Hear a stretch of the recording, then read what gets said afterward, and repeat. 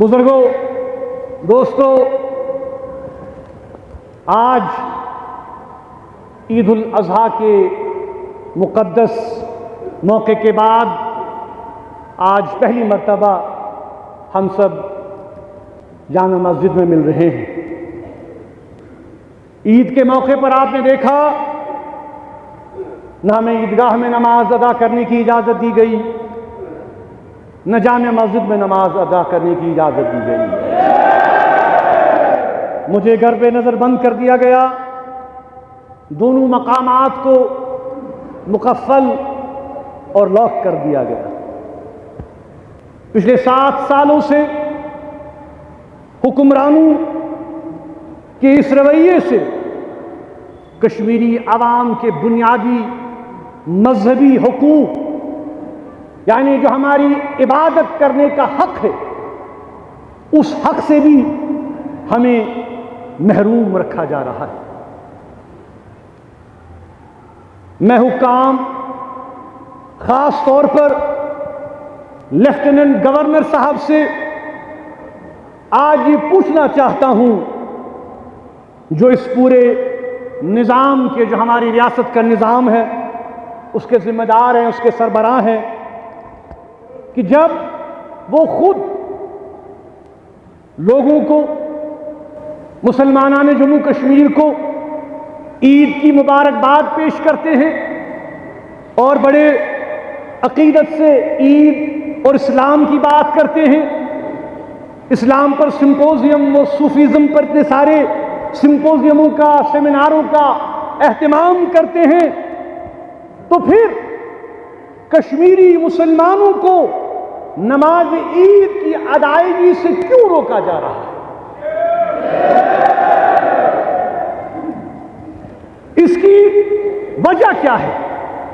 اگر حکام کو واقعی کوئی خوف ہے، کوئی اندیشہ ہے، تو اس پر وہ بیان دے، اس بات کو وہ واضح کرے، کیونکہ عام طور ہم نے دیکھا، چاہے عید ہو، رمضان ہو، شب قدر ہو، جمعۃ الوداع ہو، مسجدیں بند کر دی جاتی ہیں، عیدگاہ بند کر دیے جاتے ہیں، لیکن حکومت کوئی بیان نہیں دیتی، خاموشی اختیار کرتی ہے۔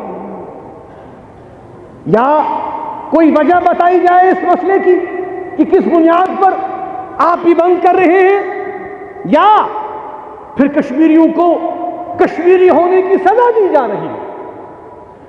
ہم یہ اجتماع ان غیر انسانی اور غیر اسلامی اقدامات کی پرزور مذمت کرتے ہیں۔ حقیقت یہ ہے کہ آج کا جو ماحول ہم دیکھ رہے ہیں، 2019 کے بعد آج کل جب ہٹا لیا گیا تو یہ کہا گیا کہ حالات بہتر ہو گئے، نارملسی آ گئی۔ کیا یہی نارملسی ہے کہ آپ جموں کشمیر میں مسلم اکثریت ریاست کے باشندوں کو، مسلمانوں کو نماز سے، عبادت سے، اللہ تعالیٰ کے ذکر سے روک رہے ہیں؟ یہ اب معمول بن چکا ہے۔ ہم یہ محسوس کرتے ہیں کہ آپ کا یہ بار بار نارملسی کی باتیں کہنا یہ ایک فریب ہے، اس کے سوا کچھ نہیں۔ جموں کشمیر میں اگر ہم بات کریں، پورا پولیٹیکل سپیس ختم ہو چکا ہے، ایڈمنسٹریٹو سپیس ختم کر دیا گیا ہے۔ یہاں بات کرنے کی اجازت نہیں ہے، ڈیبیٹ کرنے کی اجازت نہیں ہے، ڈسکشن کرنے کی اجازت نہیں ہے۔ اخبارات کا حال آپ دیکھیں، ان پر قدغنیں ہیں، بندشیں ہیں کہ کوئی بات اگر حکومت کے خلاف ہے اس کو شائع نہ کیا جائے۔ آخر ہم یہ پوچھنا چاہتے ہیں کہ دن بدن مزید جو یہ سپیس ہے اس کو تنگ کر دیا جا رہا ہے، عوام کو پش دی وال کیا جا رہا ہے۔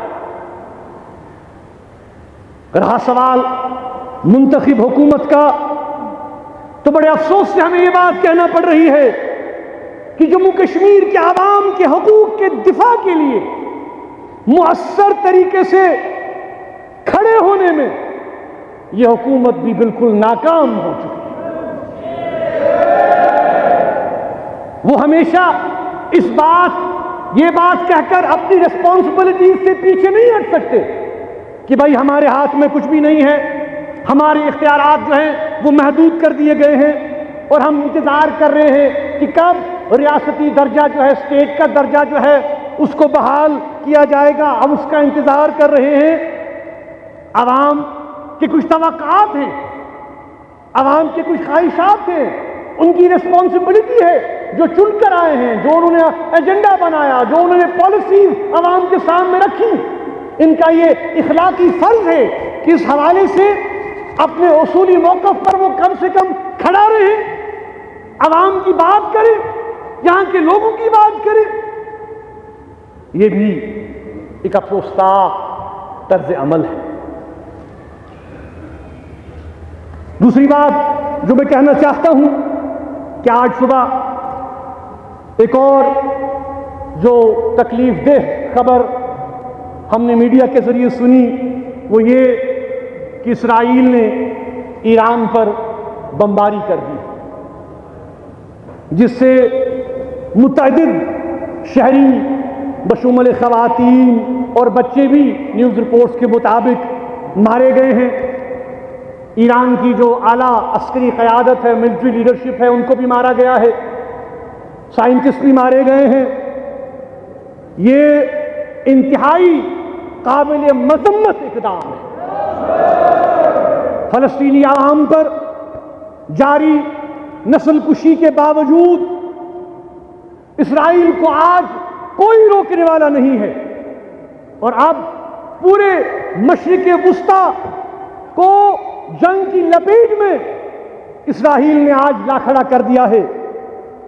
ہمیں یہ کہنے میں کوئی دو رائے نہیں ہے کہ اسرائیل ایک سرکش اور روگ اسٹیٹ بن چکا ہے، جو عالمی امن کے لیے بہت بڑا خطرہ ہے۔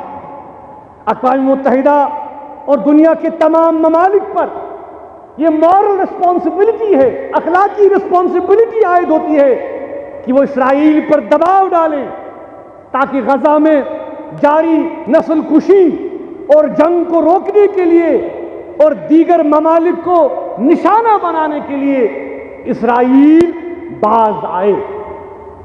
جموں کشمیر کے عوام انشاءاللہ فلسطین اور ایرانیوں کے ساتھ اسرائیلی جارحیت کے خلاف کھڑے ہیں انشاءاللہ۔ اس کے ساتھ ساتھ میں کل جو آپ نے سنا ہوگا، ہم نے دیکھا بھی میڈیا میں، جو بہت ہی افسوسناک سانحہ احمد آباد میں پیش آیا۔ ایئر انڈیا کی فلائٹ میں تقریباً 250 افراد جو ہے وہ اس حادثے میں، اس ایئر کریش میں مارے گئے۔ ہم ان غمزدہ فیملیز کے ساتھ اظہار یکجہتی کرتے ہیں اور اللہ تعالیٰ سے ان کے لیے صبر کی دعا کرتے ہیں، اور جو زخمی ہیں ان کے لیے صحت یابی کی دعا کرتے ہیں۔